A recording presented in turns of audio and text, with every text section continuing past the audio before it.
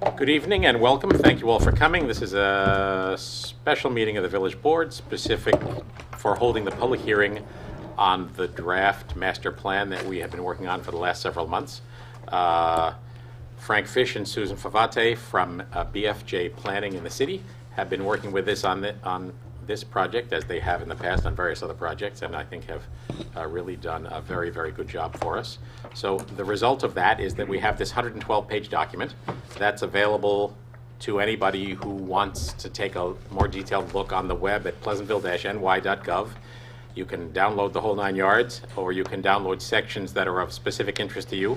It's a fairly big file, so it may be easier to go section by section. So the purpose of tonight's hearing is to have everybody who has a comment, a concern, an interest, to have an opportunity to let all of the board members know what they think, and for that comment to be on the record.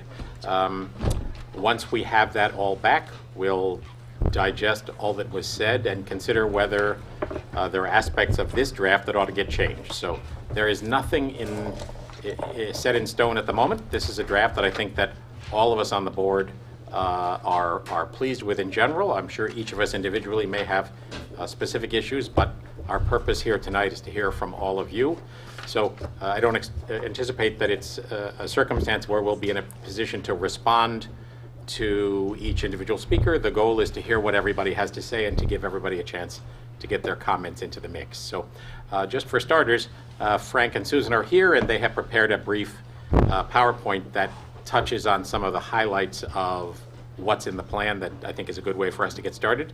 Once they are finished, we'll move to public comment. So is there a motion to open the public hearing on the subject of our master plan update? So moved. Second? Second. All in favor? Aye. All right, we're for real. Welcome.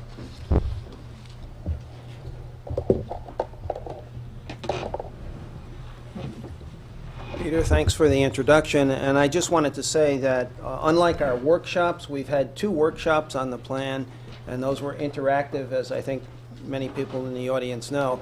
This is actually the public hearing required by state law that the village board holds, so it's really not a back and forth Q&A, it's really to hear from the public. So we'll be very brief. Susan's just gonna, we thought that it might need a slight introduction just to remind everybody what's in the plan. So Susan's going to try to summarize this in about 5 minutes. Okay.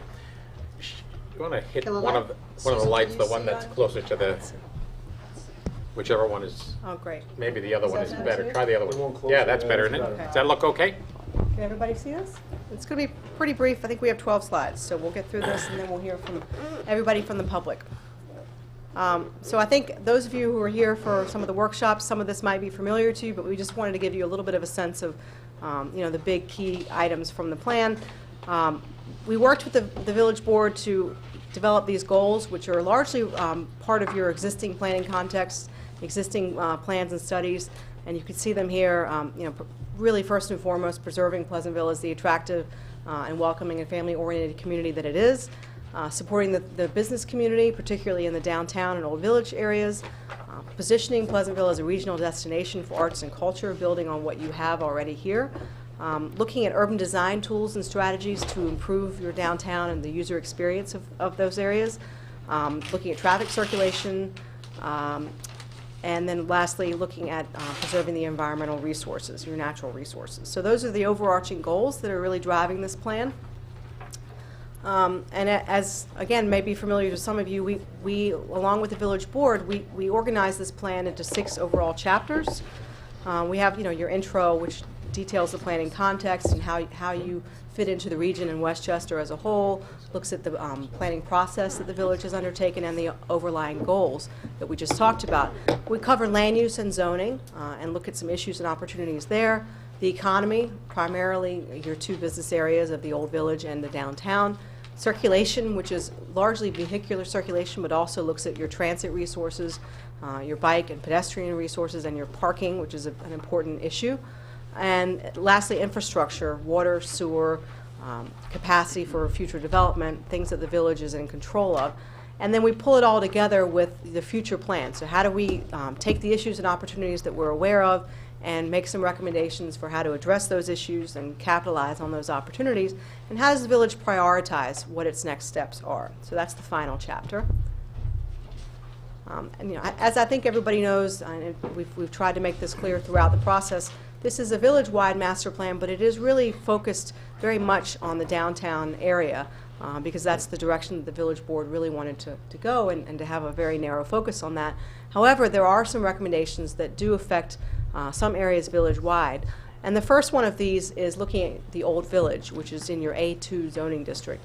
And here, as we discovered when we got into the zoning, there's some particular area and bulk provisions that are actually pretty close to your downtown and are not quite perhaps compatible with the smaller scale of the Old Village and the fact that it is really nestled within an existing neighborhood. So we've made a couple suggestions. First of all, to reduce your floor area ratio a little bit so it's not quite as comparable to a downtown scale, and also to add a requirement for land area per unit, which again really gets at a little bit of the density concern and makes it a little bit more small scale, which we think is more appropriate for the Old Village. Secondly, we've looked at, there are some areas, as you all know, in the village that have undergone some development interest in the past few years, and the primary interest there has been in assisted living, which is clearly something that there is demand for here in Westchester. The village is likely to continue to see some demand for that. So are there ways that the village can look at appropriate areas for assisted living to be, even if it's in primarily residential areas, ways to control that assisted living and make sure that it's really compatible and fits in with those environments. And so what the plan suggests is that assisted living could be considered in some residential areas subject to a potential floating zone that the village board could create, or a special permit subject to the village board approval, which would allow the board to look at very detailed issues in terms of compatibility and scale and traffic. Now, looking in more detail at the downtown, which was largely the focus of this plan, there's some suggestions for some changes to permitted uses. First of all, to allow multifamily residential as of right permitted use. Currently, it's required by special permit. And then secondly, to allow assisted living in some of your peripheral zones, so outside your downtown core zone, but along the sort of the periphery of downtown, which could be an ideal area for some assisted living, given that it's proximate to transit and walkable to your downtown. Could be an attractive place for some assisted living uses. We looked at your existing provisions for assisted living, and they're somewhat outdated. There's some provisions on here which we've made some suggestions for tweaking that are more in keeping with the modern assisted living facilities that we see. Increasing the minimum lot size so that you have a little bit more land to deal with. Just slightly increasing the height so that it's 30 feet and 3 stories rather than 2.5 stories. Relaxing some of the restrictions on the floor area requirements and bedroom mix, and also reducing your parking requirement to be more consistent with the fact that these are very low parking generation uses, and that they're not heavily used by vehicular traffic. So those are some recommendations on uses. Getting into area and bulk in your downtown, and we've talked about this a little bit in some of the workshops. Right now, the height limit for your downtown core is 3 stories, and we're suggesting that in certain areas which are identified here in purple in your downtown core district of the A1, that you could allow up to 4 stories in those areas, which are all at least 150 feet from or separated by a railroad from single-family zones. So that provides some separation and some sense of control of impacts and views and those types of impacts. We are not suggesting any changes to your floor area ratio, so your overlying density. But we are suggesting some tweaks to the land area per unit, which we think will help make residential uses more viable here. We think that the current regulations are a bit difficult for most people to meet, and so that might make that a more viable use. Now, looking at parking, which, as I said, is clearly going to be a main issue in any downtown, and Pleasantville is no exception. When we looked at your parking ratios for downtown residential uses, we were surprised to find that they were actually more restrictive than your existing parking regulations for townhomes, not in the downtown area, and that's a little bit reversed of where it should be. So we're suggesting just a slight adjustment to your parking ratios to make them more consistent with a transit-oriented type of development which you would have in your downtown area. The flip side of that is that we also found that currently the Planning Commission has the ability to waive altogether any parking requirements in your downtown area because they are approximate to transit and municipal parking. And we felt that that was a little bit perhaps too unlimited, and so we are suggesting for larger lots, which are 5,000 square feet or more, that the Planning Commission can only waive up to half of those parking requirements. And that if the applicant wanted to present a case that additional waivers of those parking requirements were appropriate, that they could be granted, but that they have to pay an in lieu payment into a fund to provide additional parking. So this is really trying to get at, you know, if there is a parking issue, that you could perhaps start getting a fund to provide some additional municipal parking, but it's only on the larger lots. The small sort of mom and pop lots would continue to be allowed to be waived. Moving on to the economy, some of which is also related to the land use and zoning, but we looked at your downtown business context, and we found that, you know, there are some really active groups here in Pleasantville. There's the Chamber of Commerce. Your farmers market is extremely strong, and that really the village should be working to continue and strengthen those partnerships and to try to use those partnerships and the village's own resources to help attract additional investors and potential tenants of the downtown. And we've shown you here, this is just an example of what the Village of Mamaroneck does right now. They have an economic development portal which provides prospective tenants, you know, details about their zoning, available spaces, gives them some contact information, some maps, access to whatever studies the village has undertaken. And this is a fairly straightforward, we think pretty easy thing for Pleasantville to do, perhaps with some initial grant funding to create a website, and then it's you know, easy maintenance, but something that can be pretty effective in targeting future businesses. We talked a little bit in the public workshops about the design and the look of Pleasantville, and we kind of heard two camps. You know, one wanted to see some improved aesthetics and to help make things look a little bit more attractive, and then others felt that putting in design guidelines or standards might make it too samey and might cut down on the eclecticism that Pleasantville is known for. And we think that with the appropriate type of design guidelines, you could actually achieve both of those goals. You know, cleaning it up a little bit, making it more attractive, but still keeping the character that is Pleasantville. And there's actually been a lot of work already done for the village on some of these design aesthetics, and we think that you should continue and build on those efforts to help define your gateways into the downtown, improve the building facades, the streetscaping elements, all the things that make for an attractive user experience. And then lastly, it sort of wraps into the prior two, is, you know, establishing what is the brand, as we say, of Pleasantville. What is it that helps people think of Pleasantville as a unique place? And this last bullet is actually something that came out of an earlier study about 4 or 5 years ago, which did some work and I think some focus groups, and came up with this brand of an authentic, eclectic American village. Seems like it might still be applicable here. Seems like a pretty good direction to go in. That's something that maybe the village wants to do a little bit more work on. But there are ways that you could build on that brand and make it something to attract people from throughout the region.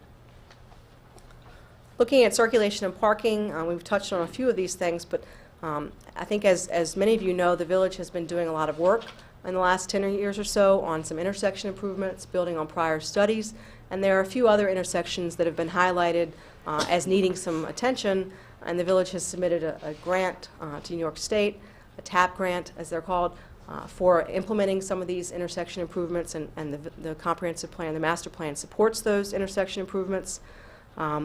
Speeding has been mentioned as a concern by residents, particularly around schools and in residential neighborhoods, so that's something that the village can look to address. We think that there are opportunities in the downtown to create some targeted new parking resources, which we'll touch on in a second.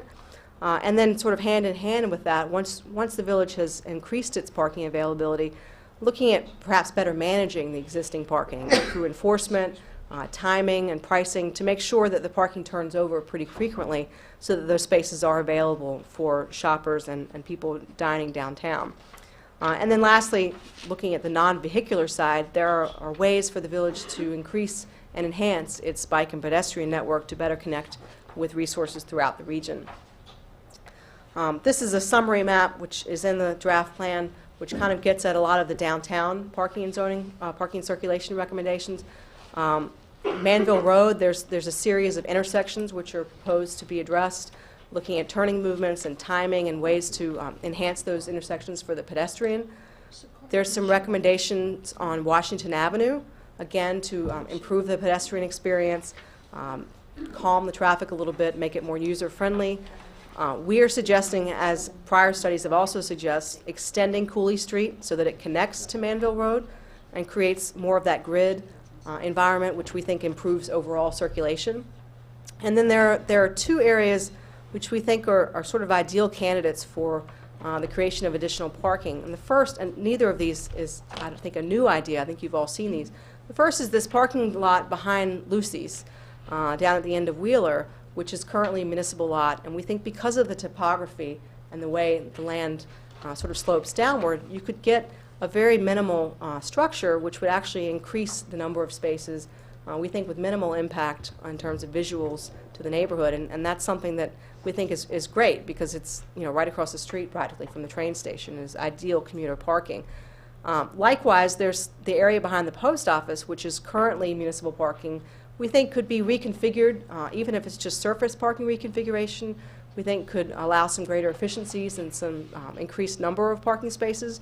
And in the longer term, perhaps a structure might work there as well to provide some additional parking for, again, the train station, which would free up additional parking for shoppers and visitors to the downtown. And then we also have some recommendations for Memorial Plaza, which we'll get into in a second, which would improve that parking area and open it up a little bit to the rest of downtown. So I'll get to that if I can. Okay, so I know this is a little bit hard to read, but it's in the plan, which is on the website, and this sort of summarizes some of what we've talked about. Here's Cooley Street, the through street. Here's the parking structure behind Lucy's, which shows how it could be accessed and the approximate number of spaces you could get. One thing that we're suggesting, which is prior studies have also suggested, was eliminating this sort of through turn movement sort of up the hill, which is a little bit problematic, a little bit scary from a pedestrian standpoint, I think, or at least difficult. And so we're suggesting sort of closing that off and making it a public and open green space, still maintaining the right-hand turn movement as well as the left-hand movement. So you get your through traffic, and you're not really affecting the overall circulation. But what you're doing is you're creating this, first of all, the civic space, and you're also improving this overall area. We certainly didn't want to take away the parking here. We think it's very important for the train station as well as the overall downtown. It's the location of your farmers market, so it's an important space that we wanted to preserve, but we think that there are ways to enhance that. And then down here at the southern end, we're suggesting, in the longer term or medium term perhaps, that may be a site that might work for a reasonably scaled building that would help to anchor the southern part of Memorial Plaza and kind of fill out this corner, create a little bit more of a place and a center of activity here, as well as open up some of the village-owned land for some moderate development there. So those are just some ideas and concepts that we've talked about previously, and I'm sure we'll hear about them from the public. Just the next steps before we hear from everybody here. Tonight we're here to hear the comments from everybody who is here for the hearing. The next step for the board will be to consider whether the comments require any changes or revisions to the draft plan, to complete the seeker review, the environmental review, and then ultimately to be in a position to adopt the plan. So that's kind of where we are tonight, and we look forward to hearing from everybody what they think. I'll leave this up. Thank you for that, Susan. So just to appreciate all of that, I think that's a great summary, and for those of you who want to go back and look in more detail, it's Chapter 6, which is the place where most of the recommendations fall. There's lots of great data earlier in the document, totally worth your attention if you're interested, including identification of past accident history, pedestrians, vehicles, bicycles at various intersections, a really interesting map that shows where we've had trouble in the last 4, 5, 6 years. Likewise, a lot of good economic data, all kinds of useful stuff that underlies the planning effort. But I think that the key piece of this that the board as a group felt strongly about was that we are presented with some opportunities, I think, both because of the strength of Pleasantville in general and the attractiveness of the possibility of development near train stations, that there's a lot of interest in redeveloping some properties in Pleasantville. As we have dug into it, as Susan has already reported, some aspects of our zoning code are inconsistent with any realistic economic return, and so what we're hoping to do out of this is come up with results that envision a different Pleasantville in some areas, and actually would make it possible for that to happen. So in the end, we like this place the way it is, but recognize that it's not perfect, and also recognize that there's continual upward pressure on taxes. And one of the ways to get at that is to have some more shoulders behind that wheel. So all those pieces come into play, and with that, I invite all of you to come and speak. Our protocols, when you come, you need to identify yourself and your address so we can get that for the record. We'll have detailed minutes that will capture all of that for the record, and everybody's comments will be captured so that the board can consider them. Hoping everybody can have a chance to speak first. If anybody wants to come back a second time, wait for the first round. And with that, have at it.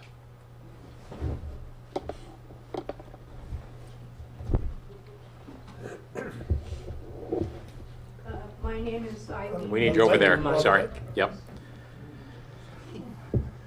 My name is Eileen West. I live at Foxwood.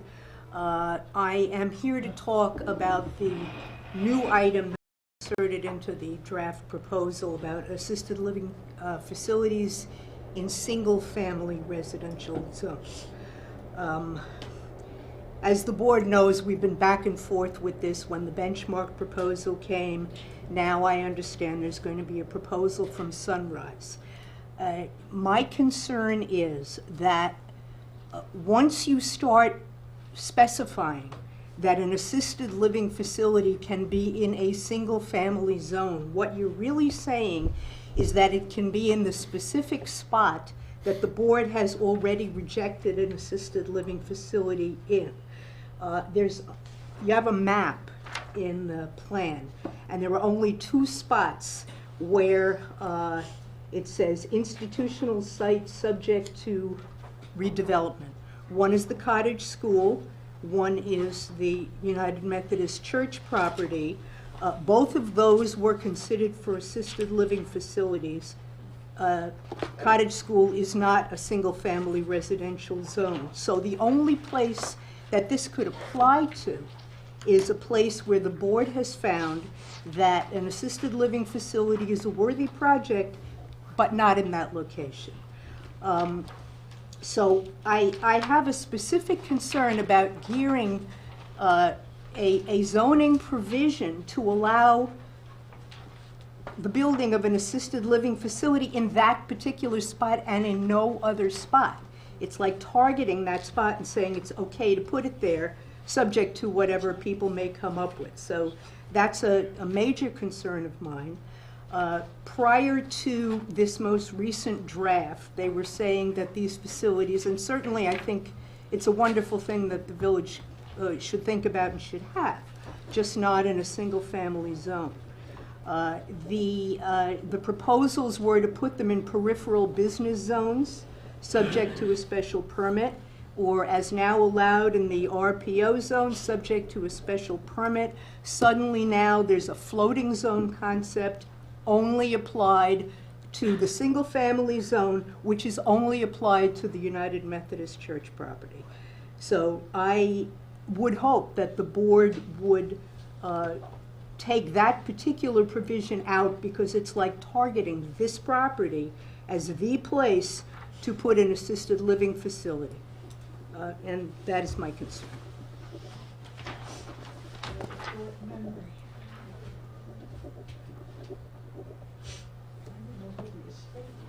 Mayor, can I just add something? I just want to correct something. Nice to see you, Eileen. That acreage at the cottage school that was subject to that footnote is RRR. Mm-hmm.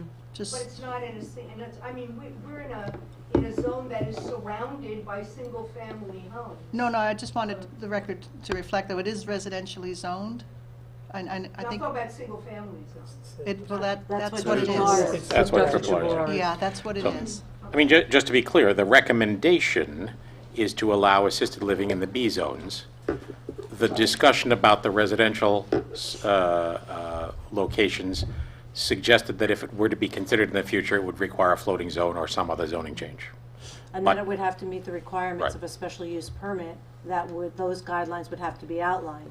Those are not, there's recommendations for those guidelines. I mean, I don't want to get in, we're not really in a position to get back and forth on all Right, this but stuff, but just want to. just to clarify. Whatever, so, and we will respond to all of this, I promise you. Okay, Bill, Hi. I'm identify Bill Stoller. yourself, please, although we know who you I will are. identify. I'm Bill Stoller. I'm on 69 Maple Hill Road. And like Eileen, I am concerned about the insertion of the language.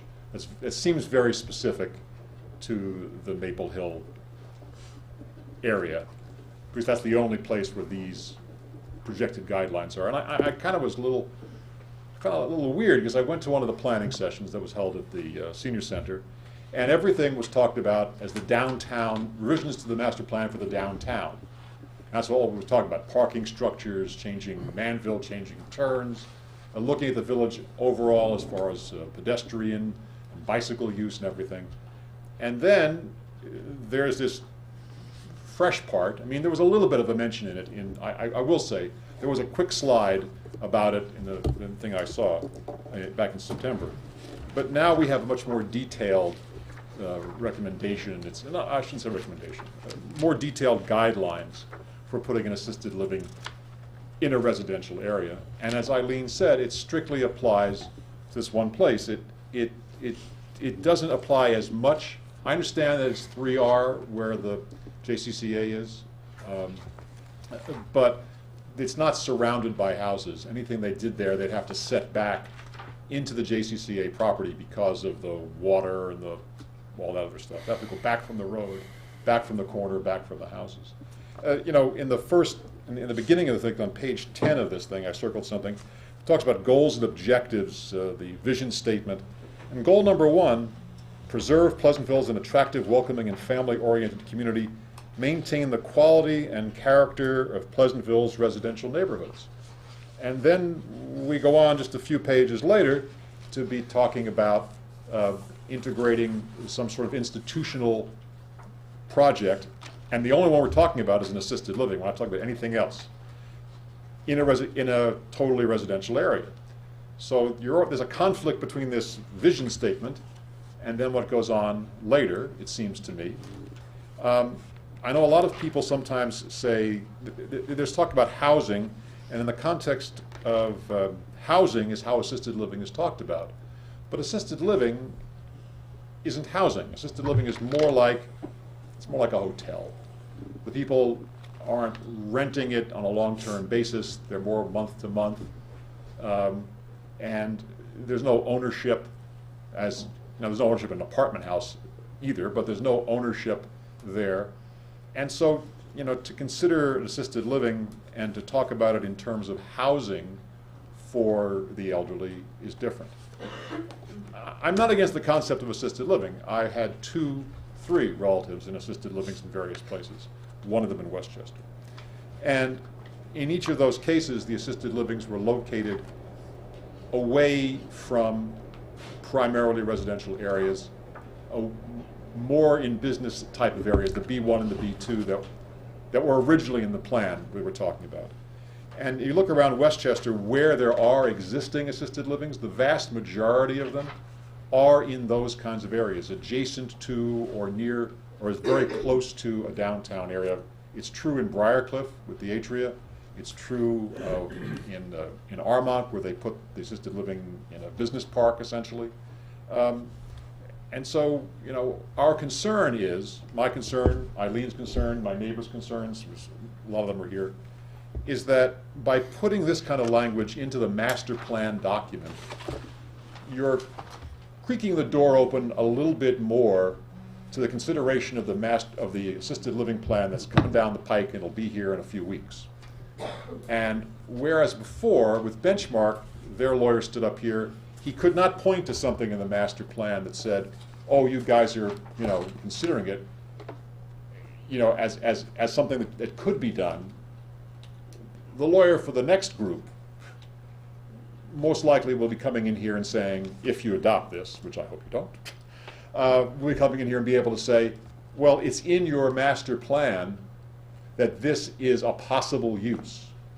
And it's just creaking that door open a little bit more that worries us.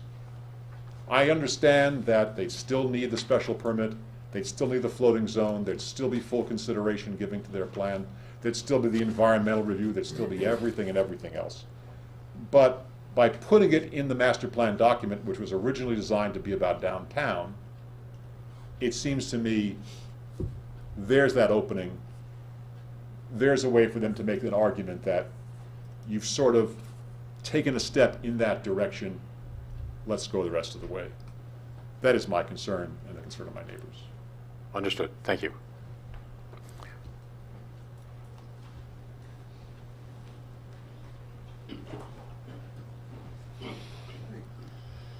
Jeff, Tony's coming and then you. Yeah, yeah.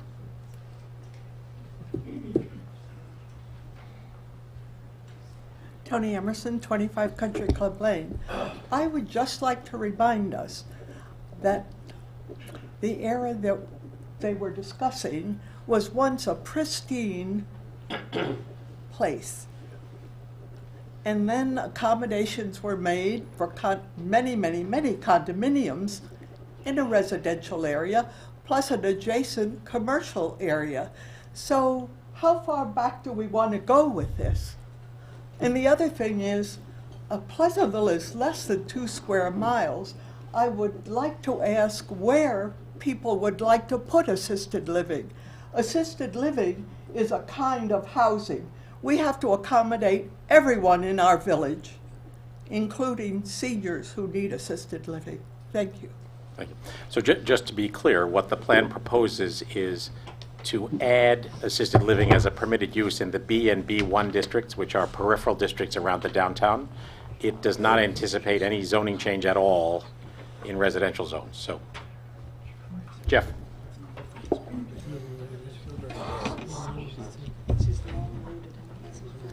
Thank you for the opportunity to speak.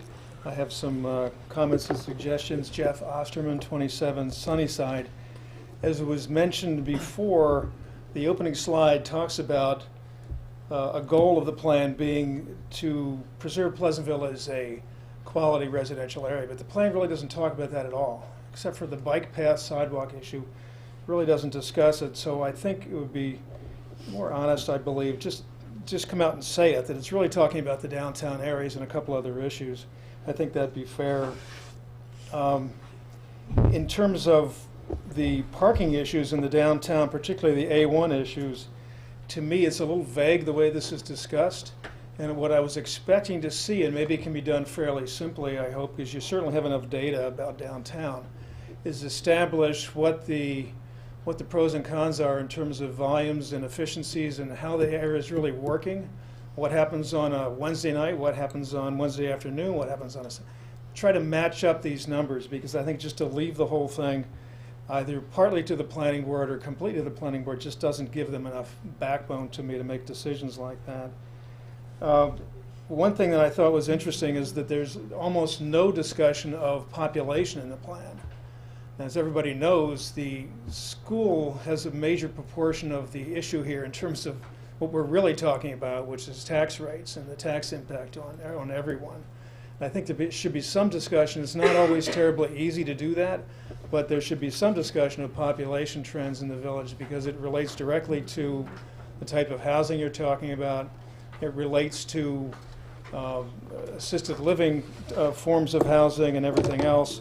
And of course it relates to overall tax rates. Traditionally, because the village has not really had a chance to grow in any substantial way in terms of residential, the population does move up and down quite a bit. But I think with talking to the school district, you should be able to get a better handle on that. And I think that should be a key component of the plan, because, again, honestly, that's what we're talking about. We're talking about a financial issue. So,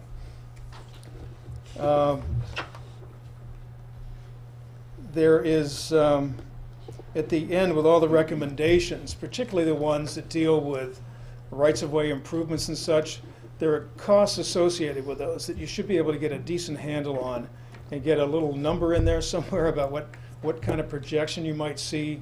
Maybe somehow stage those versus your capital plan, so you have some rough idea. It's not going to be fixed, but some rough idea of what's going to happen and what the village can really afford. There are a lot of great stylistic ideas in there, a lot of really good things, but you still have to be able to pay for them. I think that's an important little issue. Finally, on, I think it's 108. Yeah, that's 108, where there's a summary in terms of areas of some of the street improvements. The one that got my attention was Manville Road, because I'd mentioned before, probably years before, that one opportunity I always see driving every day down the street is at Manville, not the area you're showing, but north of that or east of that, where the road and the right-of-way widens right past Cooley. There's a huge right-of-way there. There's a real opportunity there, I think, to create something there, and it could be really cheap. You mean by the Rebecca Lane lot up there? Yes. Yeah. Yeah. But again, The road takes a big turn. Yes. The right-of-way goes one way, the road goes the other way. There's a tremendous area that's unused there. Doing something there could be really cost-effective parking. And also, what tends to happen there, as you probably know, is that the wider the road is, the more the encouragement is for vehicles to speed. And that's a place where you see a lot of high speed coming around that curve. Tighten that up, put some parking in there, get a landscape buffer, and just continue what they're showing here, basically. It'd be a really cheap fix, I think. Thank you. Thank you.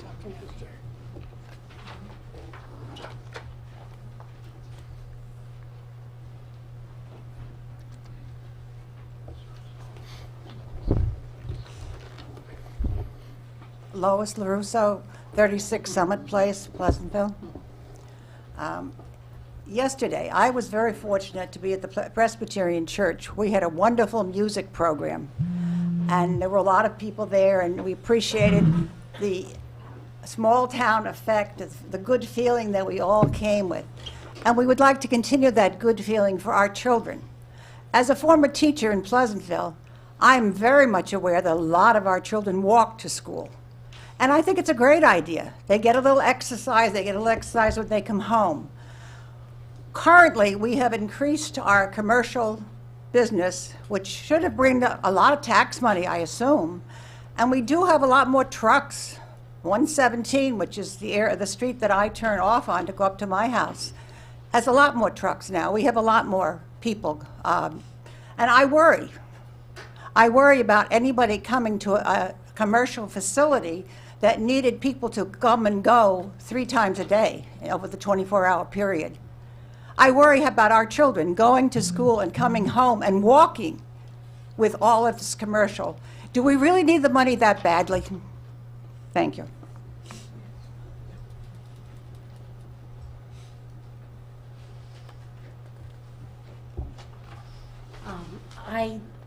I want to address particularly the encouraging. You need to identify yourself. Oh, Again, I'm we know who you are. I but- live on Church Street in Pleasantville. I own an independent business in town, and I may be a little bit of a one-trick pony. When we are talking about attracting new uses for downtown, I'd like some kind of reference to what people said in the first couple meetings about what they like about the independent nature of the businesses in Pleasantville. Because a new use would be more formula restaurants, would be large chains, and I don't think those are the new uses that I heard my fellow neighbors talking about. And I'd sure like that language modified. Okay.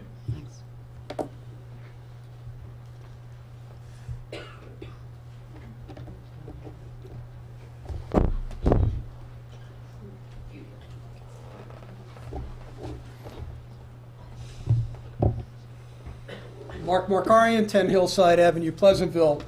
I wasn't going to say anything tonight, but this kind of hit me today as you were talking about the assisted living. Based on where we're going, mega assisted facilities, and I just wrote this, are dead. Right now we have Airbnb. So the next generation coming up is going to be looking at assisted living facilities in people's homes. Now, Lois, where are you? There you are, Lois. And my friend Jim, they go back and forth. They hang out at each other's home. Jim is 85. I won't mention anything about Lois and her age. Okay, and if, God forbid, the time comes where they have to go to assisted living, they'll go to a mega center. But I'm 61.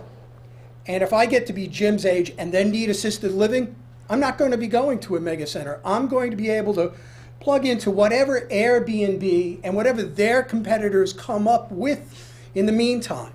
Because everyone wants a distributed process. Everyone wants things their way. And while government always tries to construct these mega projects, what we really want is a personal approach. And being able to stay in our home or have a friend stay with us, that's where we're going to go. Now, one of the other problems that we're going into as a society, as we all see it, is the tremendous computerization and robotization of life.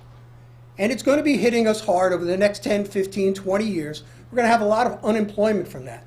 Well, these personalized, distributed, assisted living facilities that I just thought of 5 minutes ago, they're going to be taking up a considerable sack. Now, 15, 20 years ago, my Aunt Sally in Beechhurst had a woman come over on a regular basis and take care of her. And they were going to bring people in. But in the future, people will partner up.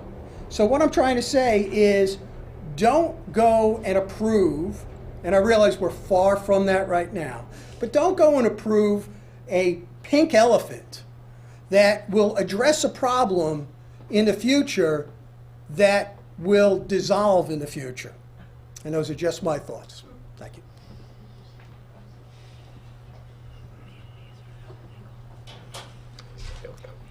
Hi, Emily Persons. Do I give my address? Yes. Emily Persons, 1 Onderdonk Place. I'd like to just kind of touch on a couple of comments. I think that the cost is really important because there are some very good ideas in the zoning, in the whole plan, but what is realistic in what the village can actually do? And that's very, the parking is, of course, can we really do the Lucy's parking? The Cooley Street, that seems quite cost efficient. Could be a good place to start, but a lot of these ideas, the cost is very, very important and should be addressed. I think also the zoning issues, the fact that and I think it's great that it's brought up, it's a long time since the last master plan was done. You have some inconsistencies with the zoning. That seems almost like the first place to go, so that way new ideas can be handled properly. I think, as Yvonne brought up, the chain, big corporate retailer, restaurant may or may not fit with the idea of what Pleasantville is. Is that something that could be addressed a little bit more in the master plan? I don't know. But that's, what do we like about Pleasantville? We like the Black Cow. We like the bookstore. That's what makes Pleasantville cool. And that's what people are coming to. So can some of that language be added into the master plan so that the essence of what Pleasantville is remains? The only thing that, there's a lot of pedestrian concern in the master plan, which on some levels is important, but as a driver, there's also thing was all to the concern of the pedestrian. So, for example, putting up these little islands in the middle of Manville Road in front of like the Jacob Burns, I'm thinking, what's that going to do to traffic? Because now you're going to reduce from spots that are almost 2-lane where you could tuck around somebody trying to make a left. So that is a little bit of concern, but I think because of the cost, and one Manville is a state road, so that might not even be something that could happen. I don't know. But the assisted living is a different topic that I don't think that's as critical as some of the other things that are brought up in the master plan. I think the zoning, I think the planning board needs to be tightened up so that that's not. But those are some of my thoughts that I think. Thank you. Let me just touch on the document includes lots of stuff, including lots of stuff we've seen for a long time. Some streetscape improvements, some modifications to intersections, the medians on Manville that Emily just mentioned. All of those things are in this draft as sort of a ratification of them as good ideas. A very long way from saying we can actually afford to do it. They would be fabulously expensive if we did all of them at once, and it will be the job of the board going forward to assess which of these things are realistic and when. So it could be that some board will be sitting here in 10 years contemplating the same things, and certainly some of them that will be the case, but it's our hope that this combination of efforts will unleash some positive economic activity, and that positive economic activity will allow some of these other changes to be made. That, for example, is one of the key strategies behind the potential idea of selling a parcel of land right at the south end of Memorial Plaza as a development site to generate income and a tax rateable, and then that revenue can be used to make other improvements. So, Roger, you want? Yeah, I did. Sorry. Yeah.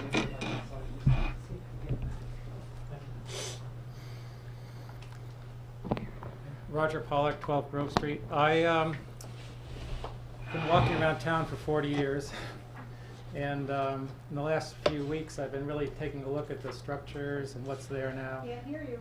Okay, I've been looking at the structures and taking a look what exists now and what it might look like with what's proposed in this plan. And it doesn't look eclectic or authentic to me in my vision of what comes with putting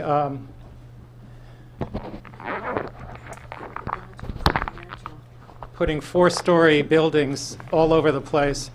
And I think the town might get overwhelmed with just putting this out all there at once. So what I'd like to propose is that the Architecture Review Board do a little bit of thinking about what the town would look like and what the evolution might look like putting 4-story buildings all over the place. And part of that is, well, a suggestion I have is this area here, if I get it right, this is the plaza. Where's the plaza? Plaza is just right there. Right there, yeah, okay. So this area here probably is less or better to experiment with, and maybe in 2 phases. You know, let's go to 4-story here. I'm afraid this is going to be like a canyon here on Wheeler Avenue. It's very short, and it's going to get very tall. And also, you know, the same thing over here. If you look at what's now going on Washington Avenue, there's one building here that's not being used across from the firehouse, and that's 3 stories high. And the building across the street is 3 stories high.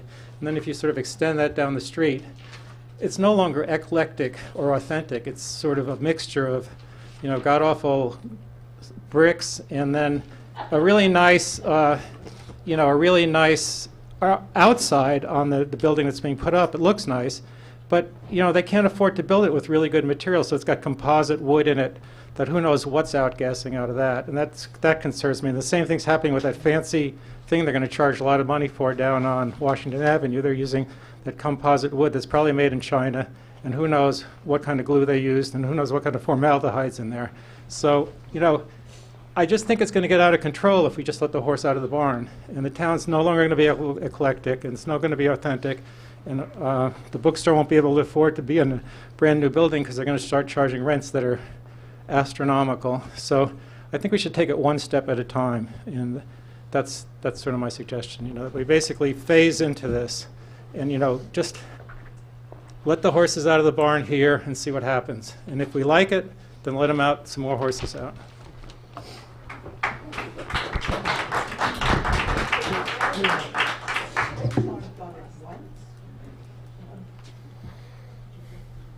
Other speakers? Karen? Yeah, I don't know what goes that far. Andrew Layden, 44 Summit Place. A couple of different things to comment on. First of all, a lot of other people have mentioned and talked about the ALF piece. When originally presented, this was talked about as being a master plan revision specifically around the downtown area. And I think adding those lines in about ALFs and single-family homes is a bit of I don't want to say a bait and switch, but it is not necessarily relevant to the downtown area. And as you can see, it's causing a lot of concern and a lot of issues and a lot of controversy. And I think maybe just removing those lines from the proposal to alleviate those concerns, and it's something that can be addressed when we start looking at master plan revisions for the residential area. Just to, you know, to make it a simpler problem and focus it on the downtown area as it was originally intended, because I think people were feeling a little concerned about that changes. So that's one thing. Something else I was looking at is addressing some of the concerns about commuter area, the commuter problem. There's been talk about trying to improve it for pedestrian, for commercial business, but I think there are also some things that need to be done for commuters to deal with train station congestion. people dropping off on Bedford Road. You see it backing up there as people start dropping off people, or people taking up parking spots in Memorial Plaza, laying across there in this large line of cars waiting to pick people up.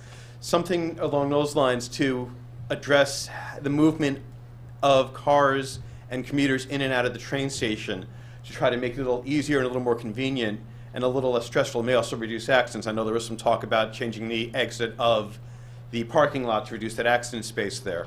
This is something along those lines, to look at that, to make it a more commuter-friendly area as well as a more commercial-friendly area. In addition, something else I noticed a lot of times, coming off of Manville onto Wheeler, that right turn, which is a very frequent right turn because coming out of the Memorial parking lot, anyone going to that side of town is basically coming out of there and immediately trying to make that right. It's a very narrow area. It's really one lane. People try to make it 2 lanes. It seems to be very congested. It's got the space there. It's already in that plaza, in that green space next to it. Perhaps widening that, something should be considered. I didn't see anything referencing that in the plan. Mentioned before, making dedicated areas for pickup or drop-off. So the JCCA van or the Lyros van, it's always there, can have some place that doesn't block up the entrance and prevent movement of cars in and out of that parking area. So that's talking about commuters. The other thing, there was a lot of talk in there about building a brand for Pleasantville and building a destination for the arts. It sounds great in theory, and it may be a wonderful thing, but I also look at other towns. You go to the Berkshires, where they've done this type of thing, and built an arts destination in towns up there, or even out to Mamaroneck and things like that, and it does add a lot of congestion to the area. And while not saying it's necessarily a bad thing, it is something that we really need to address if we're going to look at building that kind of arts destination. We have Jacob Burns, and certainly when Jacob Burns is letting in and out doing major events, there is a significant amount of increased pedestrian traffic, and it's very hard to move around that area. And obviously the music festival generates a ton of traffic in the area. As we bring in other arts destinations and try to make this a more arts destination, I think we need to be very careful about how we do that, so that adding this large group of tourists, for better word, or shoppers coming in does not overwhelm the village and make it very hard for the residents to do their day-to-day within the village. So just seeing ways that we can work the exits off of the highways into areas to control flow of traffic. Better walking paths, as you mentioned, better maybe even shuttle vans or something to arrange movement of people around, so that if we build these other arts areas and make this destination, we just make sure that we're doing it in a very controlled fashion that doesn't overwhelm the town and leave people sitting there going, oh, it's Saturday, I can't go in the town anymore because it's too busy. Because I've gone through some of these other areas and it's just a madhouse trying to get through them on the weekends. So it's just things I'd like to be aware of as we start making these things, we start branding. Is the brand of an arts destination something we really want to do? And if so, we just need to be, I feel like we need to be prepared for the result of that being the large number of people coming into town and what that's going to do to the quality of life. Thank you. Can I just want to say something too. I just want to say something. For months, when we received the first assisted living proposal, we talked about updating our master plan specifically to just assisted living. When we met with the different folks that were going to help us with the planning process, we had 3 choices, and one is to do an entire master plan, one would be do modified, which would take into effect several areas in the community, or just the business district, and we decided to take the middle ground. So this was not a bait and switch. I don't like that reference at all. We've talked for months and months about putting assisted living in the master plan, and that's why we're doing it now. Additionally, when we did that, Colleen is absolutely right. You just can't address one type of assisted living because it is housing. It's your opinion, Mr. Stoller, that it's not housing. But you can't just address the one type of assisted living. There are many types of assisted living. So therefore, that's why we did address, when we addressed assisted living, we addressed it all types of assisted living. So in addition to Colleen's comment. Are you mobile, Karen? Does it reach over to Karen? Karen, hold on. Someone bring the mic. We'll bring you the mic. Does it go that far? Yeah, I think Hopefully it will. There you go.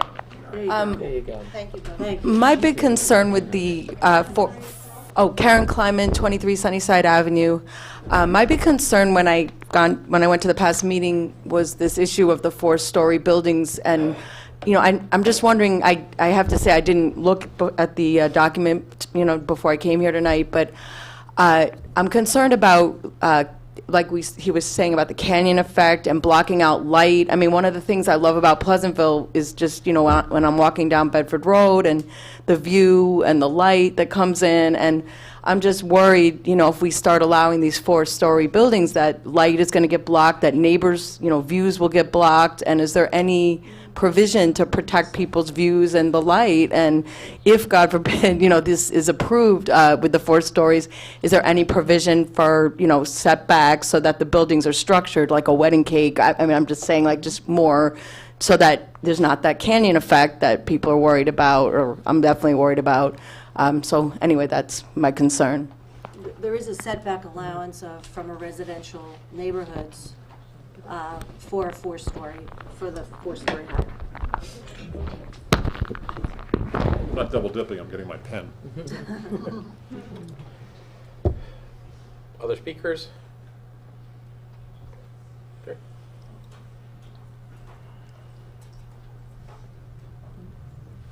Hello, my name is Christine Bamford. I live at 233 Broadway. Can you speak a little closer to the microphone? Better? Yeah. Okay.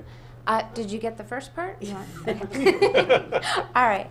I've only lived here for 2 years, and so I probably have a very different and short-term perspective. I was drawn to Pleasantville because it's a walking village, and we absolutely love it here. But I have to say that the one thing that I am concerned about, and seems like it's a smaller part of this presentation, but I'd love to see it explored a little more, is the concept of truly making it a walking town and safe for children going to school. My son has been in the schools for a few years now, and BRS, I would say, is like this amazing protected hub. Every entrance, children are safe, and it's fantastic. But then we went to middle school.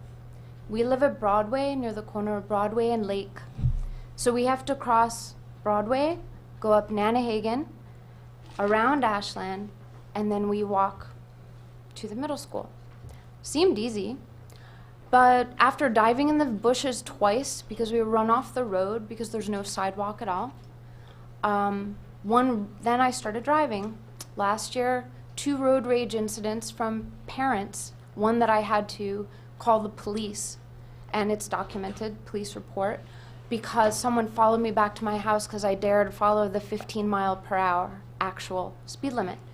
Yet I see these wonderful, you are going signs in a few different places in the village, and I think it's fantastic, but there's some other areas that I think aren't really being addressed, and specifically around schools.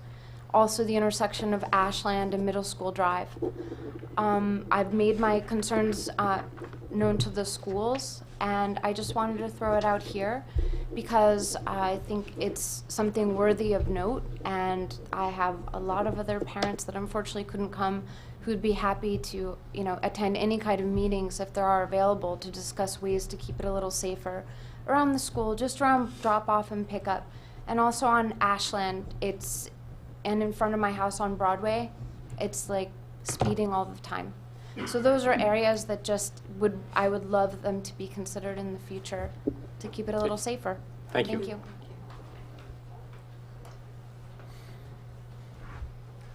Hi, my name is Jerry Ciccatelli. I live at 54 Bedford Road. I want to touch base on the assisted living thing. The comment was just made 2 seconds ago regarding the bait and switch and in regards to the fact that this was going to be in the plan. I appreciate that. I do understand that assisted living is something we spoke about. It was in the plan in the past. It wasn't updated. I got that. What's troubling to me, I'm going to reiterate some of my neighbors said, is the fact that it's very specifically pointed out that this is the facility, this is the space, this is where it could go, and this is where it should go. If you're going to do that, why is it more generic and say we have an openness to it? We're not sure where it may go. But if I'm a developer, you just gave me the playbook. I mean, it doesn't make any sense why you're that specific. Maybe there is no other place it can go. I got that maybe. I don't agree with it, but that's a separate issue. But when you put it in the master plan, it goes to Bill's point. You're basically telling everybody, come to us, we got it in the plan, this is what we're going to do, you're basically giving it to them. I mean, take it out, be that specific. If you want to say you want to modernize it, fine, do it. But take out the spots you put in and tell us this is the only 2 spots that we can do it in. It's really not fair. It's that simple. I have to say, it is a common thing to put into master plans developments that have been presented to municipalities in the past. That is a common thing. Harrison just did their master plan, and they had a number of developments that were on the, on the burner, and they addressed how to move forward with those because their master plan didn't allow them to move forward with them. So this is the type of thing where you address what is before you. And so it is a very common thing. It's not something that, is unheard of in master plans. That's what a master plan is. It's a culmination of ideas. They're only ideas.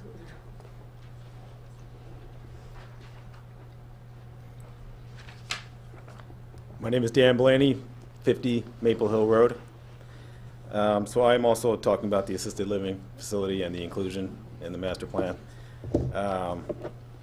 On the back of the page that has the map, it says suggested changes for consideration include, and then it has 4 bullet points. It just What appears. page? Do you have a page number on that? Yeah, page 96. Yep. So it has the 4 bullet points. Yep. And it seems like it's encouragement, or it makes it easier for a contractor to build a bigger facility. For example, going up from 30 feet to 38 feet, which gives them a whole nother floor. So that's been a big contention about the size of a facility that may be able to go in there. And now you're all of a sudden allowing, I know this is only considerations, but should it go through, you'd be able to say, oh, well, now I got a whole nother floor. And instead of maybe 82 units, now they all of a sudden get 120 units, something like that. That's a big. That's referring to the B and the B1 zone. Not the. Right, not It's not? Yeah, it's Yeah, referring, that's- in the paragraph preceding the map, Okay. it speaks to B and B1. Right, and then it talks to assisted living facilities, no? It's In talking, that- in that whole that- section is talking about that, so I understand the point, and I don't mean to Okay. derail that. I wanna make sure guess- I'm right, though. and Yeah, I think okay. it's helpful to have this feedback, because some, I think, of, at least from my standpoint, some of what we're hearing back isn't the way we had read this, so useful to get that insight.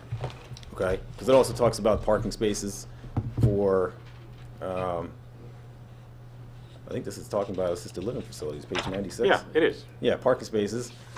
2 spaces for every 3 units is what it used to be. Now it's 1 for every 2. Things like that, which I'm not even sure if that's a better thing for us as neighbors or worse. But it might just allow a developer to make a bigger facility with less parking spaces on the same 7-acre lot or whatever it's going to be. So these are things that, Or more green space, if it doesn't. or more they don't green need space, as if that's much what it would parking. be allocated for. If they It said can go that, either way. if they were gonna do only 100 units, yes, I understand that. But it could lead to a bigger Yep. facility, which is what we're trying to maybe not encourage, right? So these are some of the things that you wanna look at, and, it just looks like maybe a developer wrote some of these things up. I don't wanna accuse anybody of saying that. And I mean, also, would you object to that in the B and the B1, which is peripheral business district around the downtown? I mean, you've not looked at it from that. no, I'm not looking at You're it from talking that about the perspective at all, residential. just the assisted living facility, yeah. Yeah, Okay, understood. yeah. In the residential district. In a residential district. Well, Right. I just don't want people to leave with the this is wrong not- idea. yeah. Nothing in the plan suggests changing the zoning in a residential district to All right, maybe permit, I misread it, yes. to permit assisted living. I understand the idea that people have presented that it cracks the door open, it suggests a statement of some sort of interest, but there isn't any zoning recommendation that would change anything. And Okay. if Sunrise comes with a proposal, as we believe they will confront exactly the same circumstance Benchmark did, which is it's not permitted in that zone. They would have to propose a zoning change, and they would have to get that zoning change approved by the board. So, Thank you for setting me straight, yeah. Thank you. All right, thanks. Thanks for your comment. thank you. We should do that. These two spots up there, too. Good evening. My name is John Strobel. I live at 66 Maple Hill. And listening to the comments of my neighbors about the assisted living facility. I'm not going to repeat it, but I agree 100% with them. But there's a paragraph here that, to me, doesn't make much sense, and I'll explain why. One of the paragraphs is, it says the agent... What page are you on? It says 94 on the bottom, so Okay. I'm not sure if that's Yep. 94.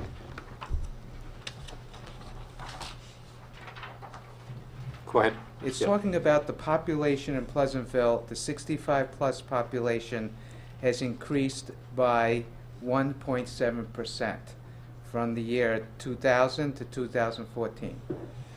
And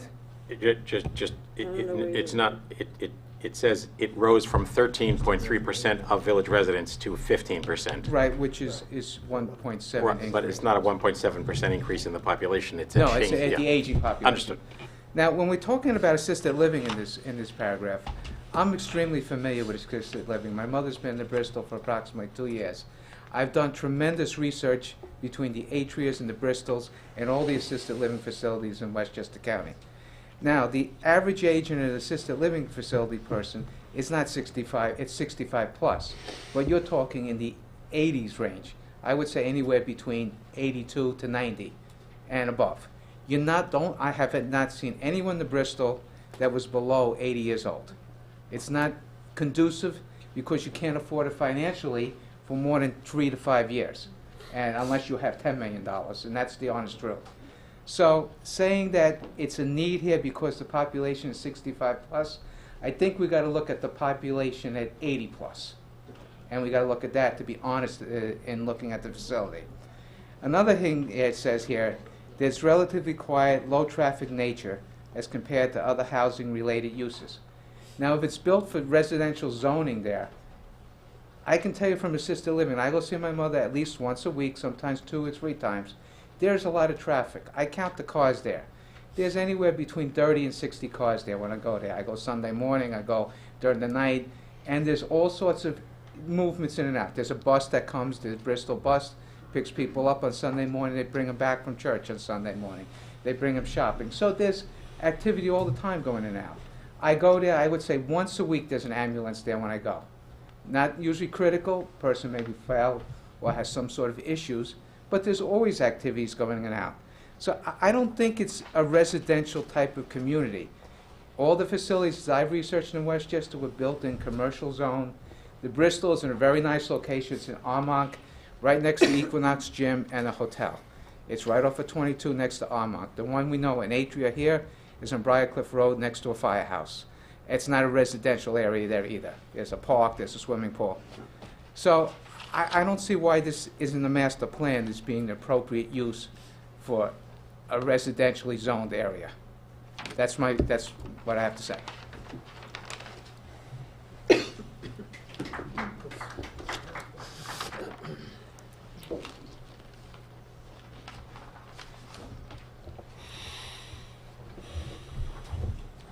Hello. Helen Muir, 3 Hazel Road, also Chair of the Conservation Advisory Council, 2 hats. Mostly I'm interested in preserving open space.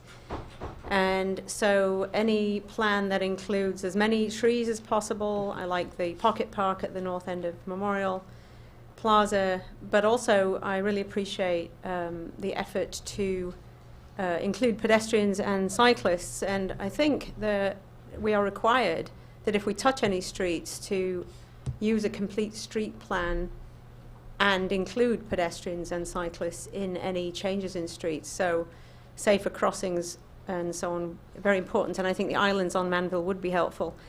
And similarly to the resident who was up earlier, she might not know that we've been up here many times to talk about how to walk from Nanahagan or from the pool to the school. And I think it would be great to include these kinds of things in the plan. I know they're not necessarily the least expensive thing on the list, but the more people we can get to walk or cycle, then the less congestion we have with traffic. So it could be a 2-pronged effort. Similarly, I think we should improve the walkability or cyclability between downtown Pleasantville and Pace University. You have to cross the road. We have a fantastic mountain bike park here, but you have to cross the road if you're a kid. It's not exactly safe to get there on a bicycle, and I think we should look at that. It's also Mount Pleasant. Yeah. It's not the village. Right, that starts at Opperman's Pond around there. But certainly we could work with Mount Pleasant. It's kind of an issue to have for us to continue sidewalks, let's say on one side of the street all the way down. We'd have to work with the town, and I think it's a county road as well, state road. So there are multiple levels of government that we have to work. I'm with you on that. I agree. I think we should connect Pace to the village more socially, but it's a tough road to hoe. That's the only thing. Okay, and then so just generally that anywhere where we can widen the sidewalks to make outdoor dining more appealing would be fantastic. One idea that came up is to change Washington into a boulevard style, so you have the trees in the middle and widen the sidewalks, or something like it, whatever you can do, more shade, more appealing things. And in the open space category, I'm very concerned about not just an assisted living facility and all that brings in terms of traffic, but actually removing 3+ acres of living, breathing, carbon dioxide sequestering trees. And I think we really need to review our open space index, which was submitted to the village a few months ago, and to notice how much the open space has been reduced in the last 10 years. And we need to pay attention to that and put a cap on removing any more of our precious environment. Thanks.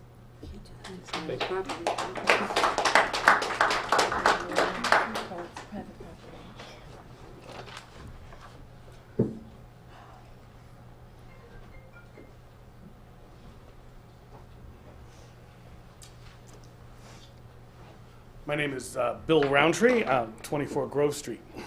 And I want to thank everyone who's put all this work into the master plan. I've been to every meeting I could go to, and I like a lot of the ideas. I love the first goal, which is to preserve an attractive family-oriented community. One of the things that I definitely get out of the whole process is that we, as a village, want more development.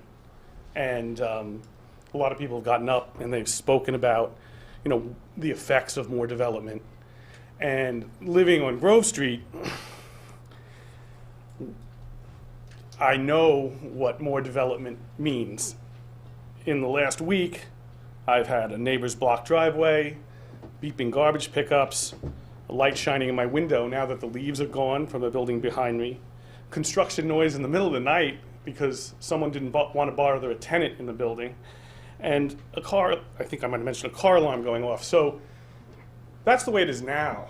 And if we have more development, more density, and I appreciate that they don't want to make it more dense on the side of Washington that backs to homes, but even the other side, that density might increase more traffic, more parking problems, more people going around the street a few times to, either turn around or look for spots. So I think that more development is going to impact some of us tremendously. And it's interesting to see how people are very sensitive, to, how development would help affect people up at the Methodist Church. I think some of us who live so close to the village, we sort of take it for granted, and we're dealing with a lot of those effects that maybe other people are worried about. And I don't want to make it any worse. I can see how some people don't want it even to start ever, but we were already dealing with it, and that's a real concern. But again, I do appreciate. I loved the fact that the master plan said that the old village is nestled among a residential community, and we need to take that into consideration.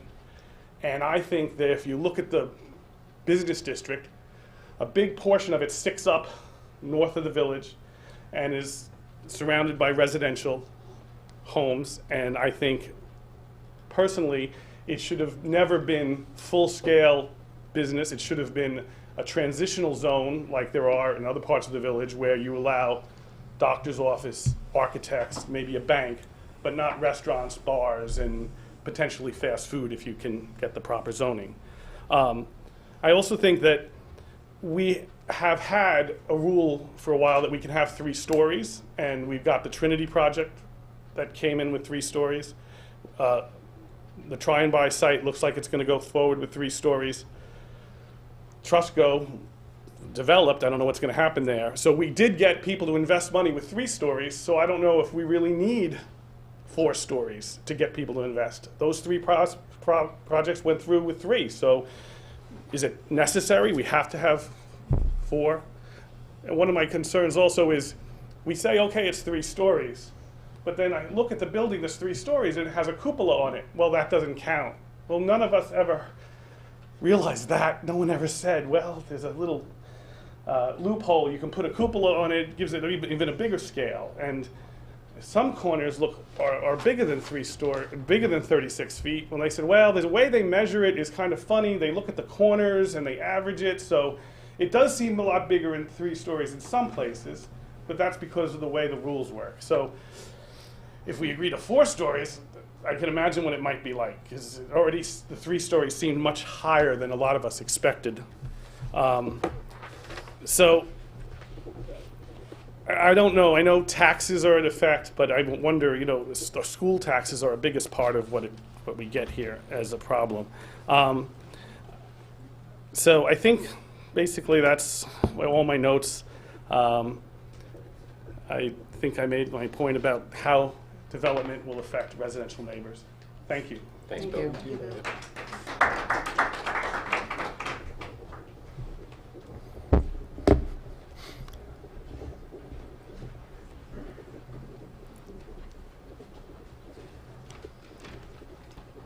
Hi, can you hear me? Yep. Tim Durgans, 27 Grove Street. Mr. Roundtree stole all my thunder, unfortunately, so I'll be mercifully brief. My comment is also about the development, Grove Street. We've had a lot of development downtown in the 20 years that I've lived here. And some of it has been great, and some of it has been detrimental to Grove Street in particular. One of the things I've heard repeated at the different planning meetings was that the developers, it's not financially advantageous for them to build anything less than 4 stories. I've heard that bandied about a couple times. And is there a document somewhere or a study that shows that that's true that I haven't seen? Is my question. No. I mean, it's all based, it depends on the parcel, obviously. Okay. So that's a big Witnessed- supposition right, to be yeah. basing things on, that somehow they can't make money. And to Bill's point earlier, Well, I don't know if it's a supposition, but it's, or is there a study? You know, I don't think you're going to find a study about it. I think I saw something in the document that said it was discouraging to developers because it said something about not making enough money. For many reasons. I'm sorry. Go ahead. Oh, well, not to get into the weeds on this, but there are a bunch of different factors that affect whether a property can be developed. And even if we were to permit, for example, at the moment, 3 stories is permitted anywhere on Washington and anywhere on Wheeler, with the exception of pre-existing buildings that were already 3 stories. That has not happened in the decades that that zoning has existed. And one of the reasons it hasn't happened is that although you have the right to that height, you can't fulfill the other requirements, especially the parking requirements. There are lot coverage requirements, et cetera. So there are a whole bunch of trip lines in our zoning, and some of them, as I think you heard a little bit from Susan, turned out to be trip lines that mean you pretty much can't do much of anything. And I'm not sure that was what was intended at the time the zoning was created, and some would argue it's good, some would argue it's bad, but the result of that is not making an argument for or against 4 stories, but if you were to say, for example, Wheeler can be 4 stories, if I were a betting man, I would say nothing's going to happen, in part because there aren't any parcels big enough to accommodate the other requirements. So I just throw that out there. Keep going. Thank Sorry. you. Sorry to interrupt. No, that's okay. So I also wanted to add to the comments about the canyon effect. I do think that 4 stories is too tall. 3 stories seems too tall to me. The project that's going on in the corner of Edgewood and Washington seems to loom over the properties nearby. It just seems too tall. And again, I'd imagine one of the previous speakers had talked about envisioning like what a line of buildings of that height would look like, and that's just 3 stories. So 4 stories would be even worse, in my opinion.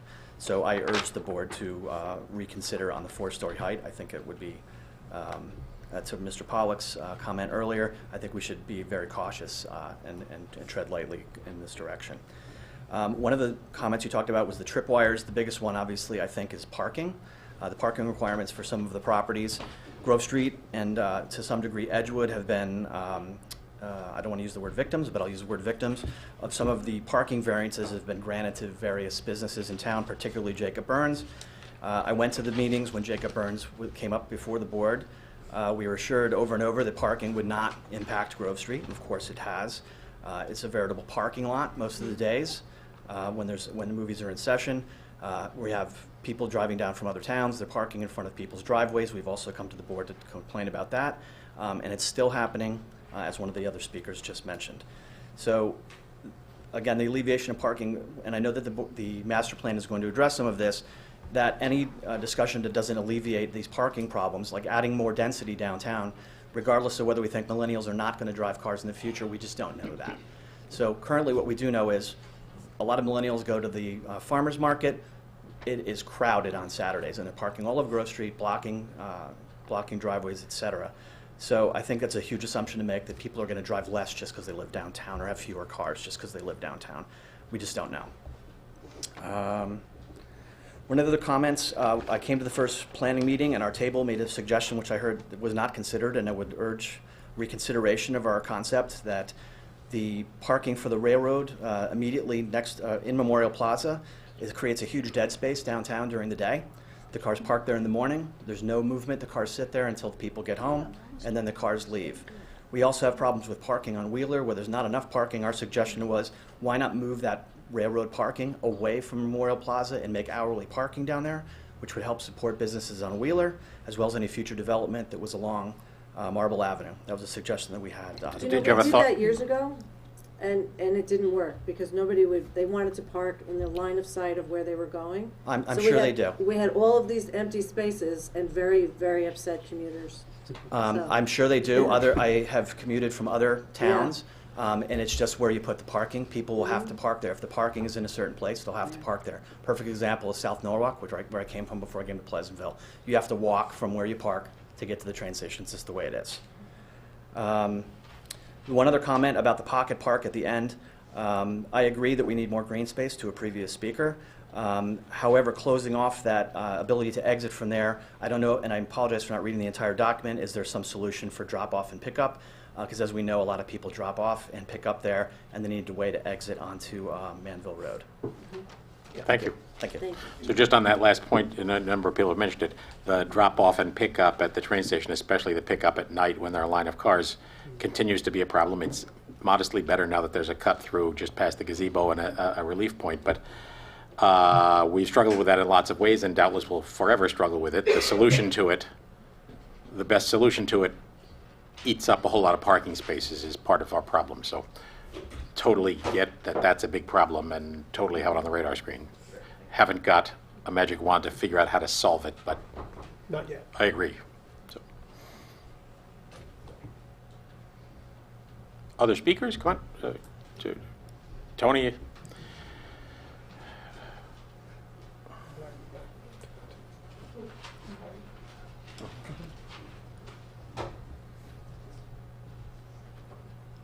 I'm one of the AZ pluses. Actually, I'm 85, so I'm on my way to 90. And I would say Can you talk to the mic, Tony? Can you talk to the mic? Yeah. I would say I'm as active as a lot of people in this room. I would ratify that. That's not why I got up. It's nice to be this age, because you remember things.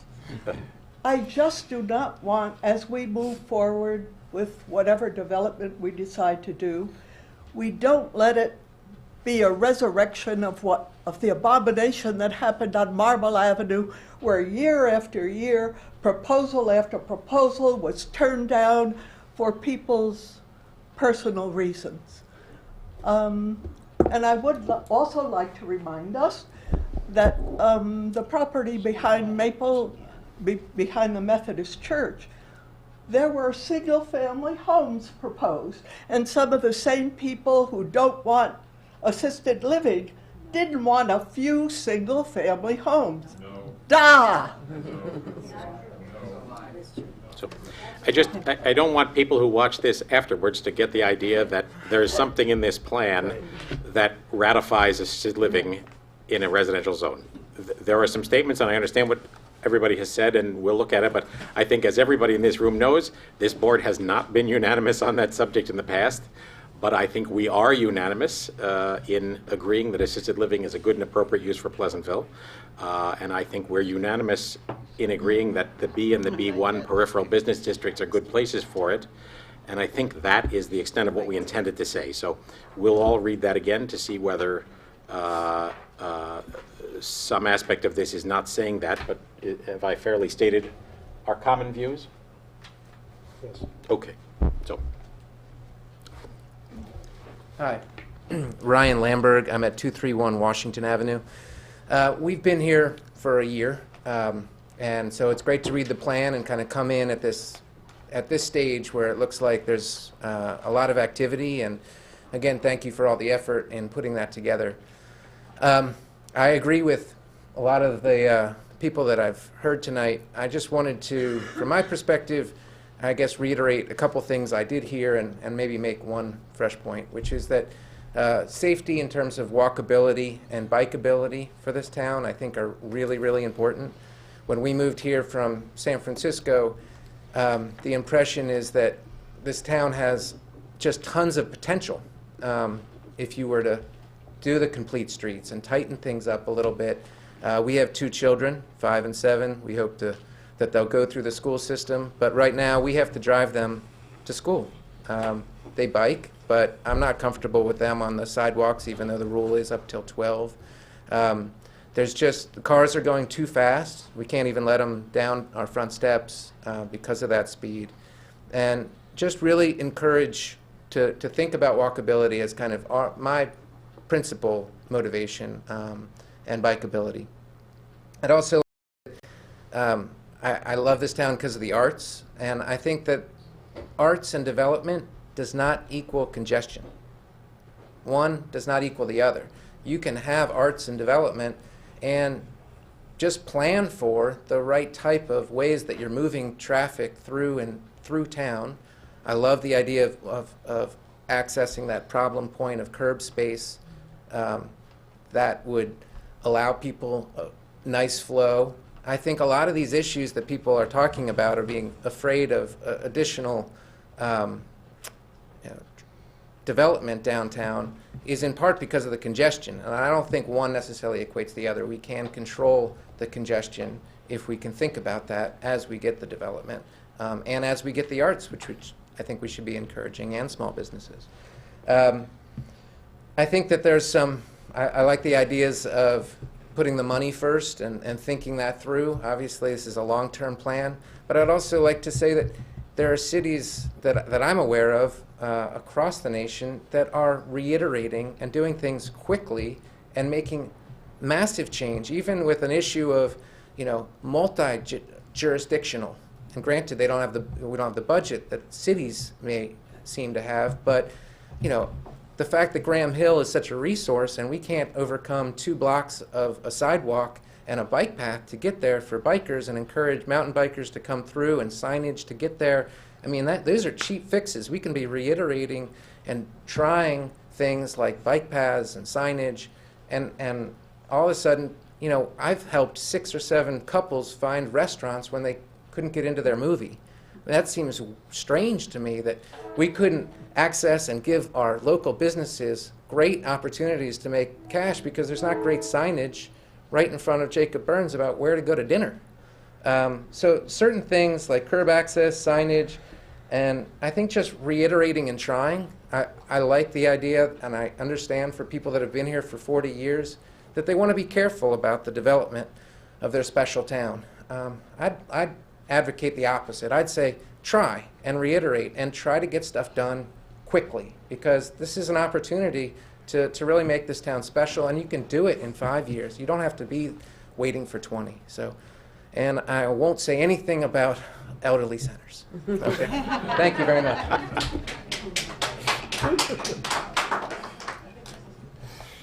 Other speakers? Yeah, you had raised your hand before. Hey, Phil.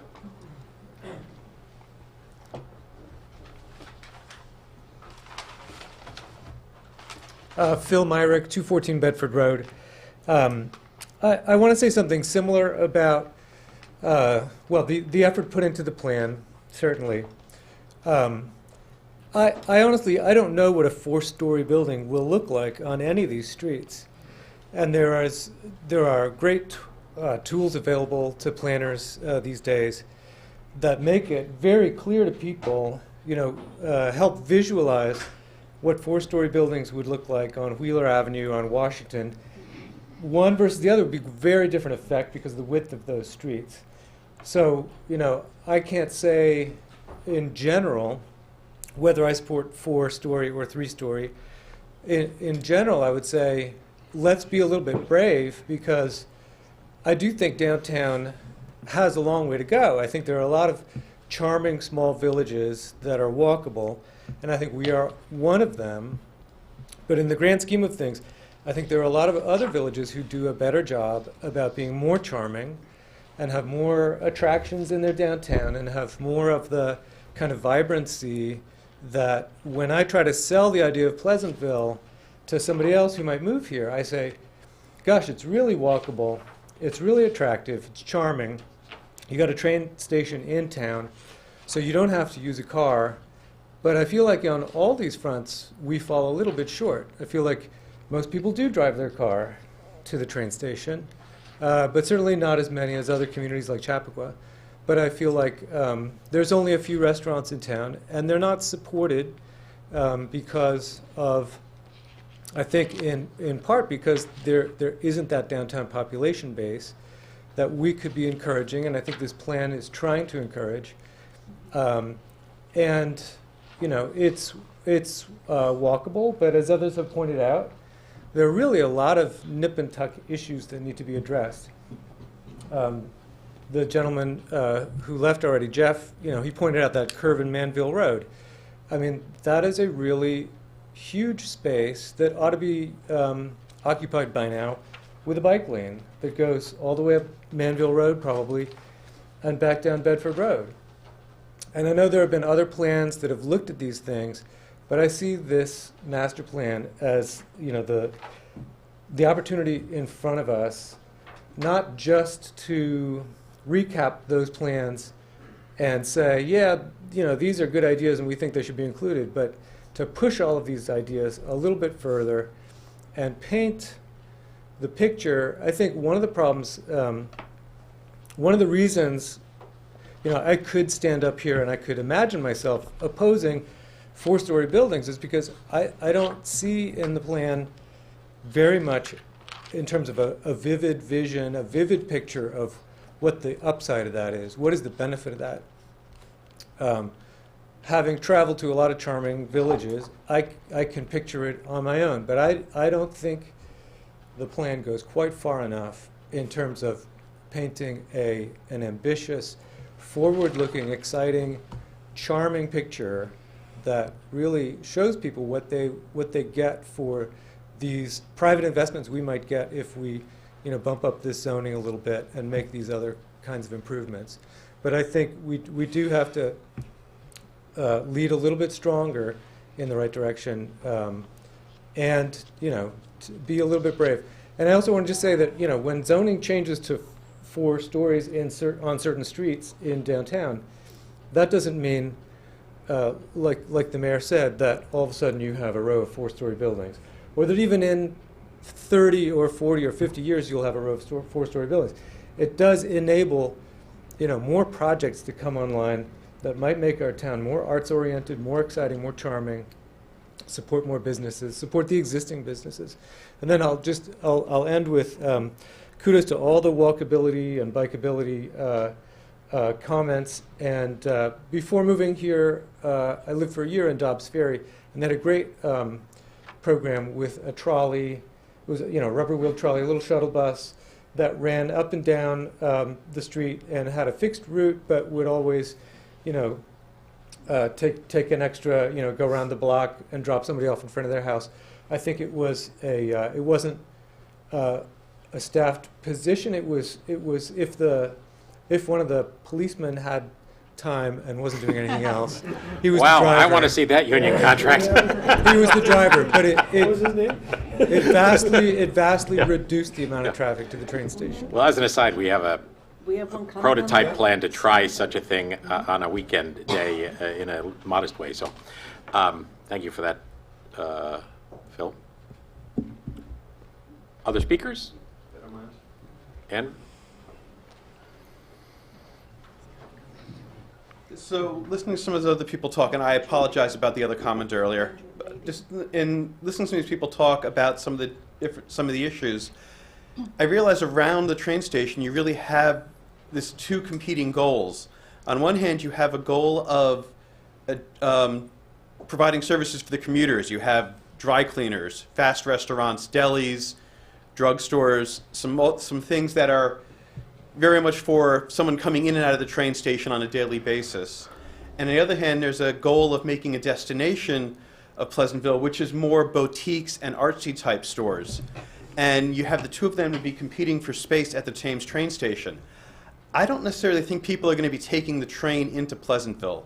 The train station is from people coming to Pleasantville, and even the lots around there are people going in there to go into the city. You go in on a Saturday and the lot's full all day because people are coming into the lot and going into the city. I think if you want to build an arts community, an arts area with this type of boutique shopping, this kind of destination, it can be a little further from the train station and encourage the development. I mean, I know along Washington's a little controversial because of some of the space in there, but find some spaces where you can build that kind of arts community that doesn't detract from the commuter necessities. So you don't find a boutique sitting next to a dry cleaner, and trying to build that arts destination without impacting the commuter areas.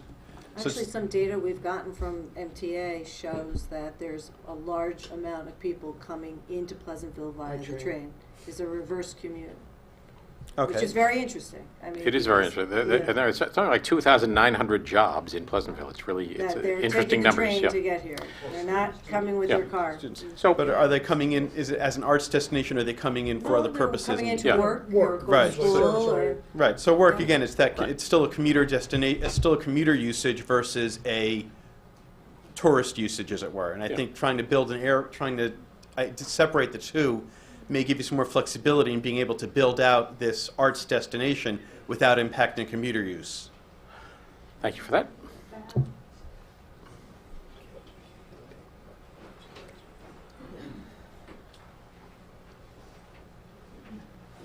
Good evening.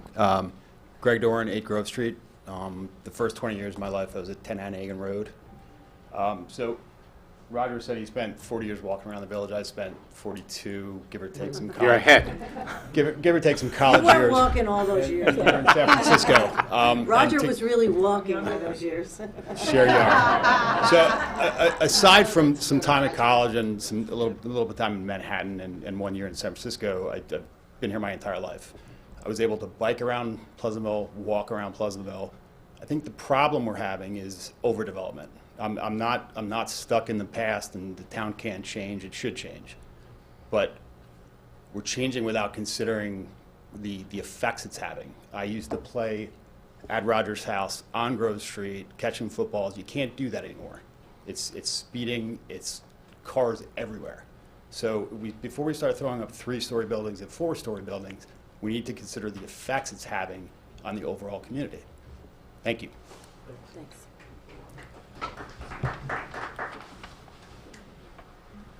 Yvonne Van Court again, and I'm a 2-trick pony. Roger's suggestion that we do the attempt at a 4-story where there's lots of space, it's like brilliantly simple. The planning people who assisted on this plan talked about this wonderful building in Scarsdale, but it's on this huge plaza that dwarfs Memorial Plaza. So for us to think that somehow it works in Scarsdale and we can work it on Wheeler Avenue, not so much. And I'd love to see the attempt of doing it in phases where there is tons of space and to see what it does to the community. It just makes a ton of sense rather than even imagine 4 stories on Wheeler and the cavern that would create. So just as an aside, based on the anecdotal evidence, a response I've gotten so far, there have not been many folks who have expressed the same level of concern about 4 stories over the area of the post office. Obviously, much more concerned about that Washington and Wheeler, just as Yvonne more or less right now suggested. So if anyone disagrees with that, I'd be happy to hear it. I'm just reporting that in my personal experience from feedback I've gotten from people in the last several months, that side of Memorial Plaza seems to feel to more people like an appropriate place for 4 stories. I mean, in part, the building on the rock is probably higher than 4 stories already because it sits up so high. So any comment on that would be welcome. So, if I may comment, Peter? May I? Sure. I feel like there are certain sites in this village, like across Memorial Plaza, that are really ripe for redevelopment now or soon.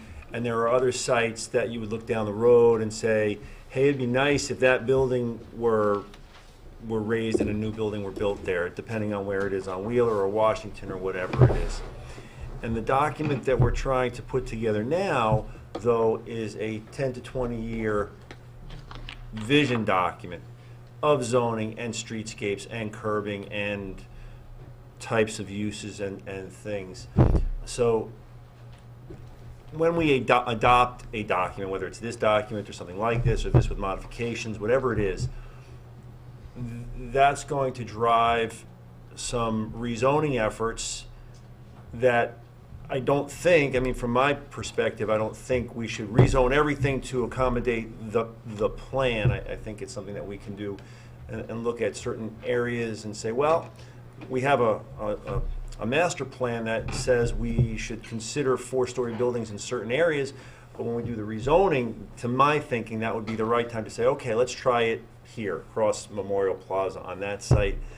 Certainly, I would urge everybody that's here and anybody else who wants to come out when we do talk about zoning changes. It might be depending on when we adopt this, we might move right into it, or it might be a year later or 2 years later, or whatever it is. But we're going to be talking about that. So, you know, what I heard tonight is a lot of concern about if we adopt a plan, all of a sudden these things are going to get done, and I just don't feel like that's going to happen, because these things simply don't happen that quickly. Even redeveloping one site can take a year and a half of planning and rezoning and all that stuff before they can break ground. So, you know, that was my only comment. I feel like we can phase things in. Whether we have to put that phase into this document, I don't think we do, to be perfectly honest. I mean, I think this is a vision plan for the future. That's, by the way, 10 years from now, there's going to be 5 new people here, and they might say, we need to update the master plan. It's 10 years old, and it could change again because maybe certain things didn't happen, or certain things happened that board didn't like, and they would want to change it.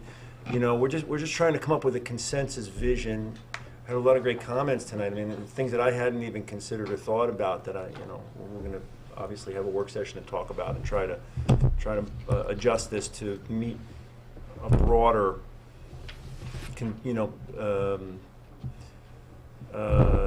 citizen consensus of what this ought to be, because it's not my plan, it's not his plan, and it's not your plan, it's our plan.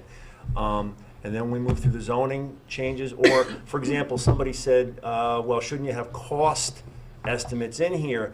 Well, the truth is, some of the things that we have in here as ideas, you know, rebuilding the north end of Memorial Plaza into a green space, I mean, I would love to do that tomorrow. I know we don't have the money, whatever the number is, it just doesn't matter because we're not there.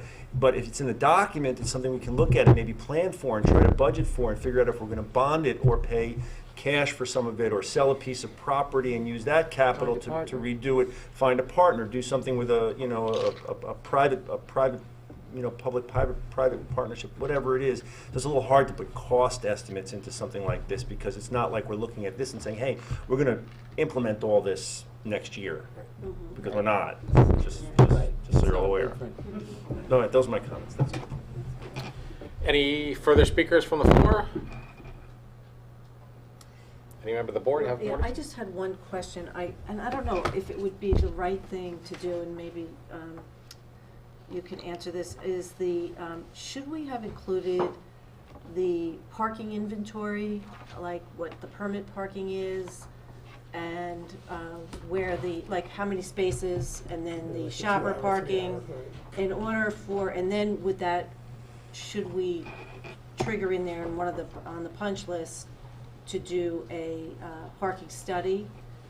I mean, would that be something that we would, because as I was reading, I'm thinking, you know, it would really, I mean, I know what the inventory is, but, you know, maybe 5 years from now when, you know, people are sitting here and we have some money from a development or something that we can put into that we could figure out how to, we have a plan that we could point to that can help us do that.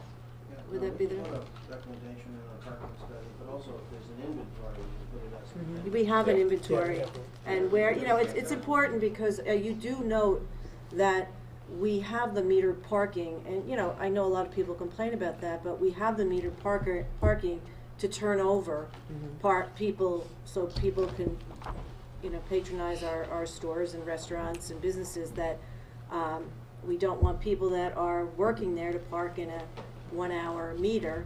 And unfortunately, sometimes those meters are too short for somebody to do the shopping they want to do.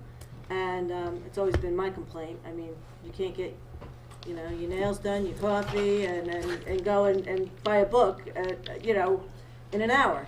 So at least I can anyway. And yes, there are You some. get chatting with Yvonne, that takes I an mean, hour. Yvonne takes up an hour. I gotta put another quarter in the meter. That only gets me 20 minutes now. So.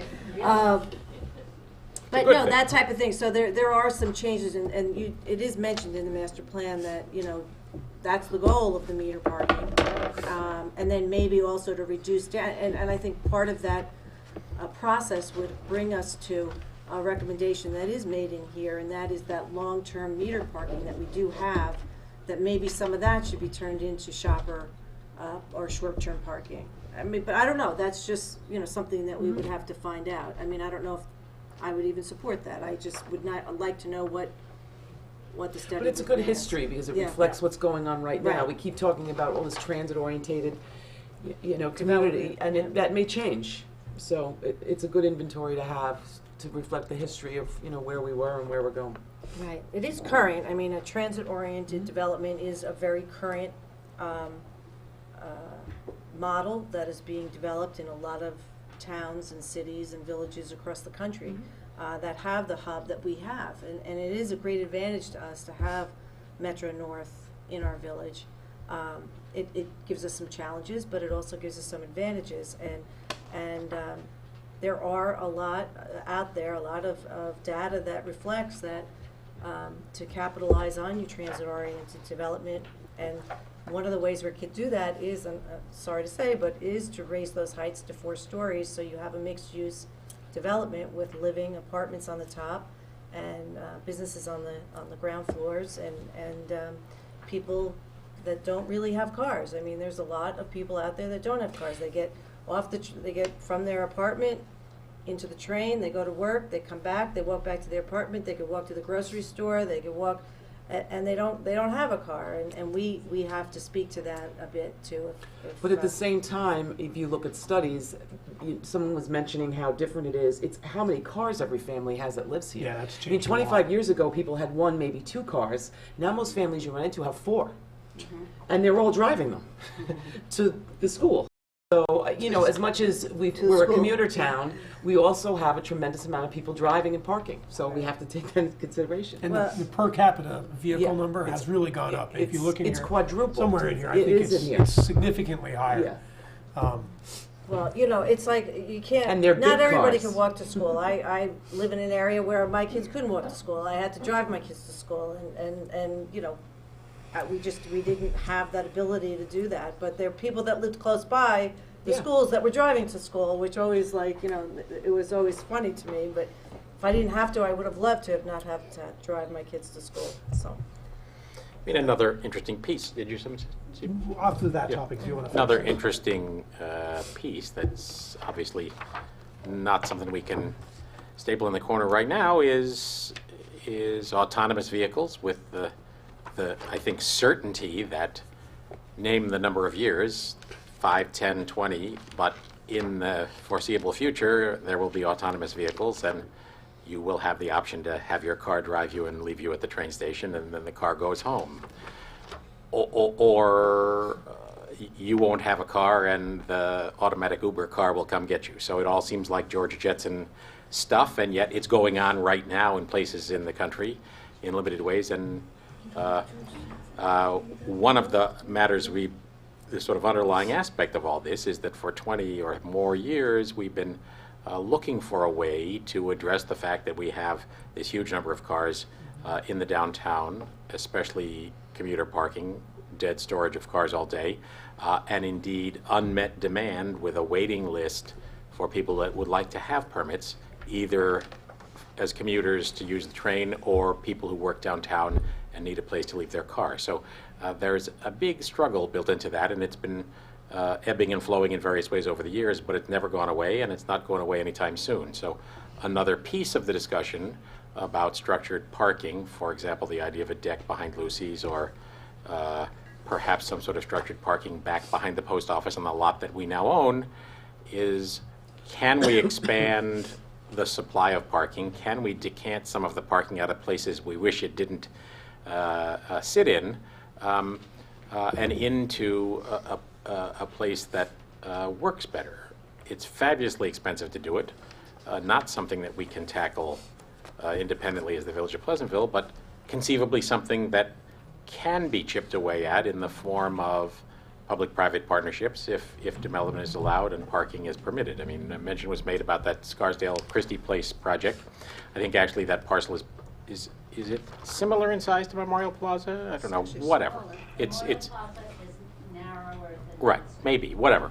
I'm not using that as a prototype for what we seek in our lives, but it's an interesting project where the community, I believe, gave the land to the developer in exchange for getting back, at the developer's expense, structured parking that exceeded what they gave up. So lots of people would have different views about all of that, but we are in a circumstance, especially in the current economic environment, where there's the potential for some of that to happen. And people are already floating around talking about it, and obviously if you don't have to look very hard on the post office side of Memorial Plaza to realize there's quite a bit of development potential there. And if you could wind back the newsreel to 50 years ago, you would find a much more vibrant piece of the community than we have today. So that not only has an effect on how the place looks and feels and the services we have available to us, but it has an effect on the commercial tax base. And in a world where lots of folks, myself included, imagined that we'd get to the end of the 30-year mortgage and it would be just the taxes and we'd be okay, now you come to the uncomfortable realization that maybe it isn't okay because the taxes are far higher than one envisioned they might be when you got started in this 30 years ago. So, those are all factors that we're trying to balance in making this possible so that it doesn't become a rush to the kind of high expense community that makes it impossible for us to have this sort of interesting, lively place with lots of multi-generational families that we've come to know and love, and that's made this a great place. So I'm often reminded of the fact that the worst things about Pleasantville are in some ways also its best, and that is that we have all these uses stuffed right next to one another in ways that in sort of 1960s zoning never would have been allowed to happen, and yet we have people living close to churches and schools and downtown and train stations and firehouses, and all of those things produce frustrations, and I can speak to them myself as a neighbor of the school. But in the end, they've also contributed to drawing to this community people who want to be in the mix and who have a civic sensibility and who care about living in a community that in some respects has held on to some of the ways that the patterns of life that existed when this place got developed. It's in a lot of respects a great gift to us that so much of Pleasantville got developed as early as it did, and there wasn't a lot of land to muck up. So all tough questions, no easy answer, and I certainly want to leave everyone with the recognition that there's almost nothing we could do in the world of zoning that would produce instant results. And yet, as one speaker said, there have to be some things we could do that would produce some quick results.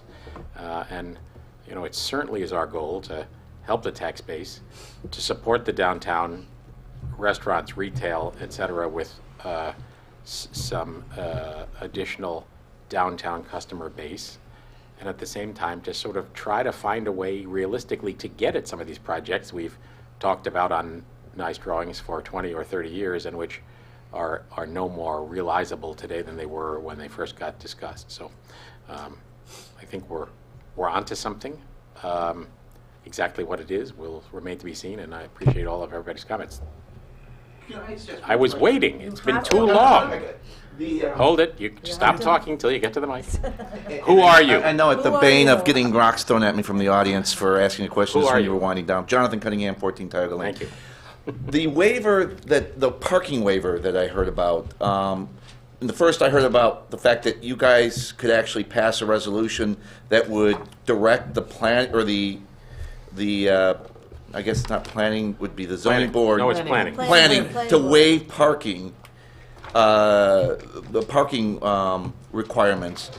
That's something you guys could do now, then, Yes. isn't it? What is proposed is actually somewhat reducing the flexibility planning would have to waive Correct. parking limits. Correct. But I guess my point is that there are developments on the board right now that might capture, and I would urge you guys to actually fast track that. I didn't see it, and there may be something in the document, I didn't see it, an inventory of waivers that are out there, so we know how many car waivers have been granted, so you know kind of what you're up against in terms of backlog.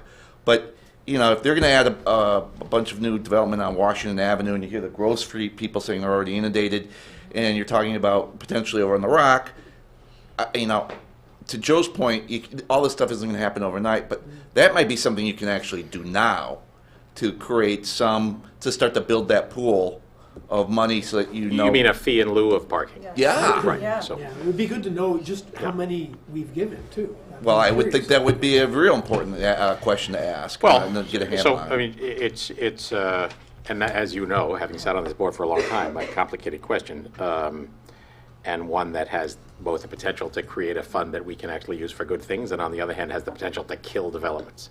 You know, the number that has been floated around as a potential might be a fee of $10,000 per parking space that you don't supply. Mm-hmm. And so... But the cost of a parking space is, in a $10,000. parking structure is like $30,000. It's like Yeah, $30,000. I know. Yeah. So Tax dollars pay for those. But just for example, you may recall in our era together when a restaurant was proposed for 25-wheeler.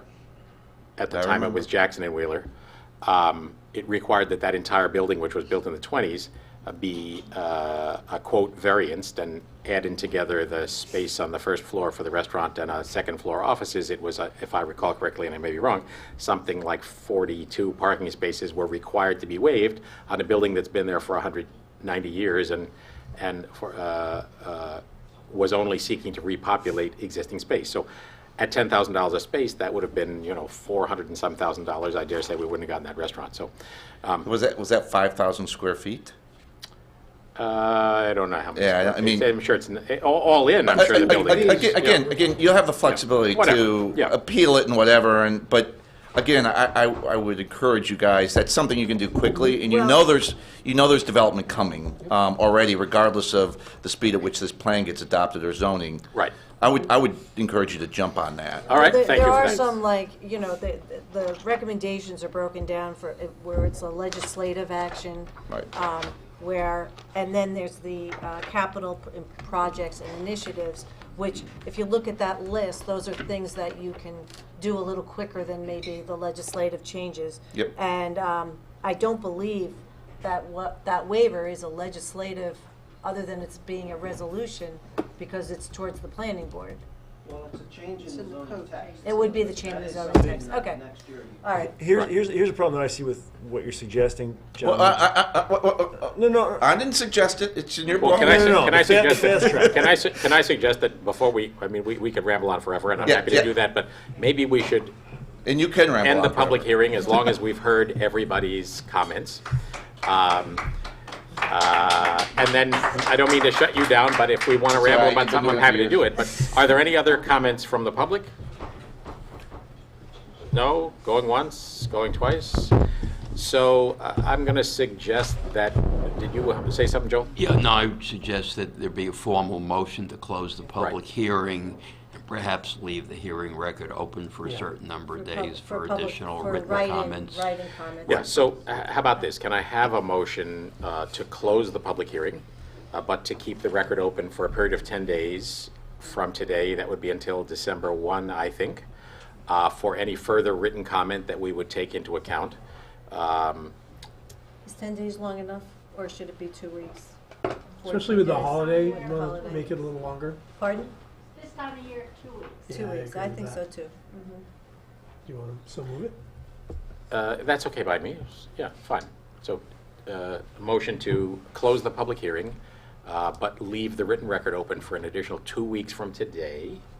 So moved. Second. Second. Any comments? Further discussion? All in favor? Aye. Aye. Motion approved. Okay, so we are now officially out of the public hearing. I want to thank you all for your comments. Lots of good stuff was said. Thank you very much. And let me remind everybody that comments are welcome in writing. And the place to send them, if you want to email, is masterplan@pleasantville-ny.gov. True, Patty? Yes. New email box. Or if you want to provide something in writing, third floor Village Hall, attention to Patty. Thank you all.